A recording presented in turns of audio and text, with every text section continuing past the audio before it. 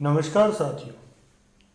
पिछले सत्र में हमने विभागीय कर्मचारियों को कल्याणकारी योजनाओं के अंतर्गत दी जाने वाली वित्तीय सहायताओं के विषय में चर्चा की थी।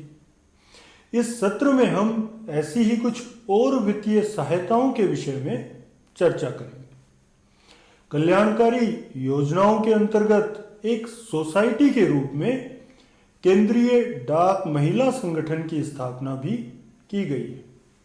इस संगठन की सभी सर्कलों में शाखाएं हैं और इसका उद्देश्य डाक कर्मचारियों को विभिन्न सामाजिक उद्देश्यों में मदद करना है, जैसे क्रेच अर्थात शिशु गृह, सिलाई कक्षाएं, कैंटीन आदि का प्रबंधन। विभाग सर्कल स्पोर्ट्स फंड से अनुदान देकर इस संगठन को अपना समर्थन देता है।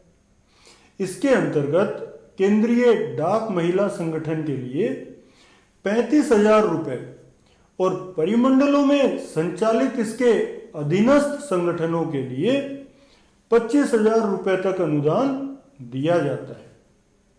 इसी प्रकार शिशु गृह के लिए भी अनुदान का प्रावधान किया गया है।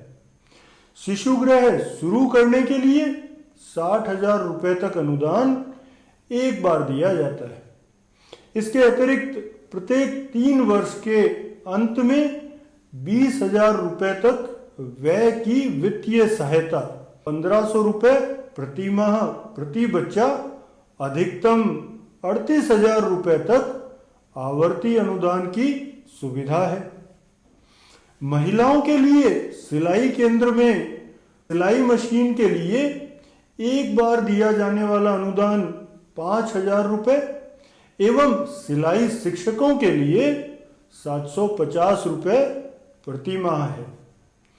इसी प्रकार मनोरंजन क्लबों के लिए वर्तमान में अनुदान 25 रुपये एवं अतिरिक्त अनुदान 25 रुपये सहित कुल 50 रुपये प्रति व्यक्ति प्रति वर्ष अनुदान दे।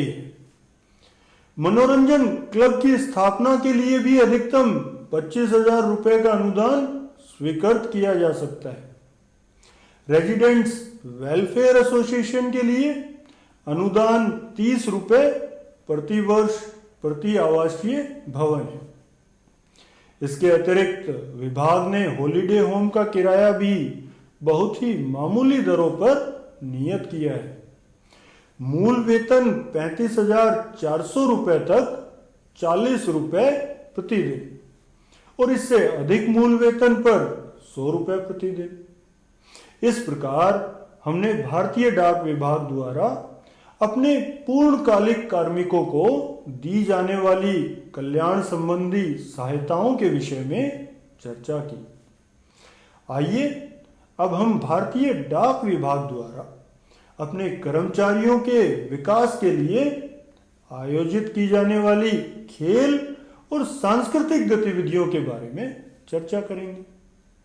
इसके अंतर्गत केंद्रीय स्तर पर डाक खेल बोर्ड की स्थापना की गई है, जो विभाग की सभी खेल संबंधी गतिविधियों को नियंत्रित करता है।